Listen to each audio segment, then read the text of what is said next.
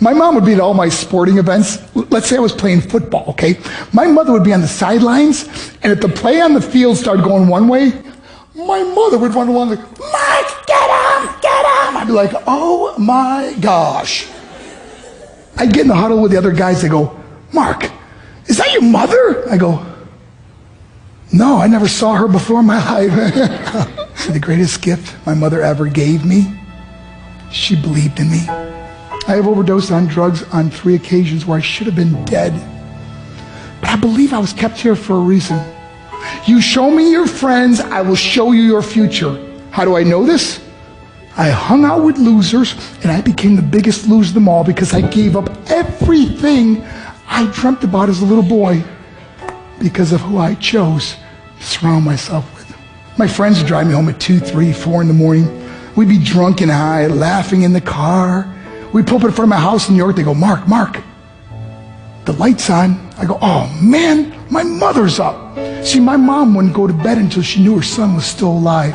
I'd walk in, she'd say, hi Mark, how was your night? I go, it was good, Mom, I'm just gonna go to bed. She goes, can I talk to you for a minute? I go, Mom, I'm tired, I'm just gonna go to bed. She goes, Mark, I haven't seen you all day and all night. Can I please talk to you? I said, man, just leave me alone. You bug me. I slammed my bedroom door on the one person who believed in me. I was on a worldwide tour and we were wrestling overseas in Japan. After my wrestling match, I went upstairs in my hotel room and I fell asleep. There was a knock at my door at 3 o'clock in the morning. I got out of bed and I looked through the safety window and I could see it was a Japanese promoter. So I opened the door and he said, Mark, you need to call home. There's been an emergency.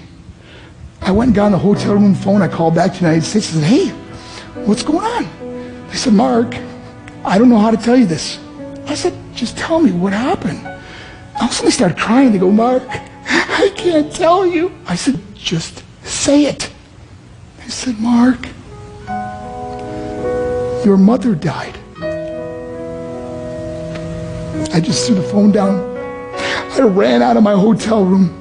I took the elevator to the lobby, and when the doors opened up, I just ran out into the street. I mean, there was no cars, there was no people. It was 3 o'clock in the morning.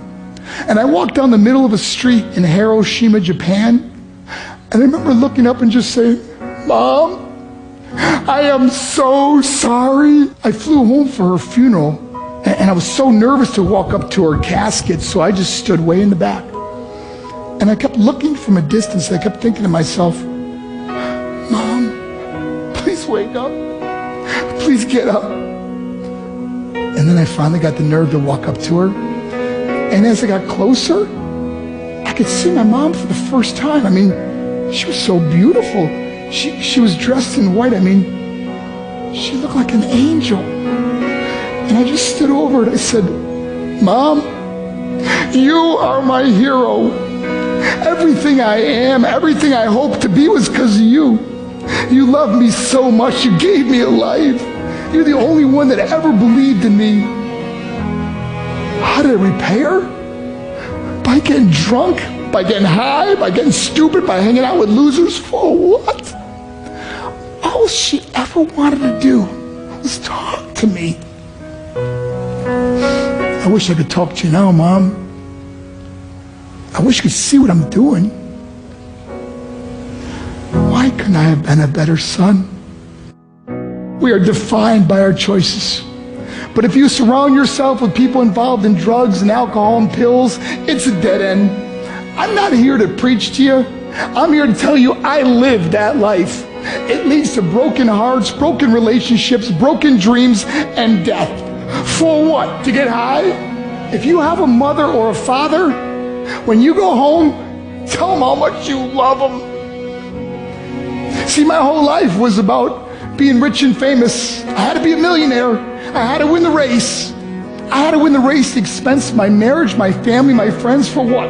To be all alone in the world? I learned what is truly important, and that is how precious this gift of life is, and our families, and how quickly it can be taken away.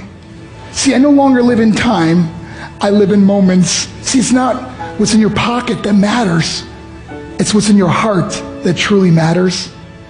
Love Love is just a word until somebody comes along and gives it meaning. You're the meaning.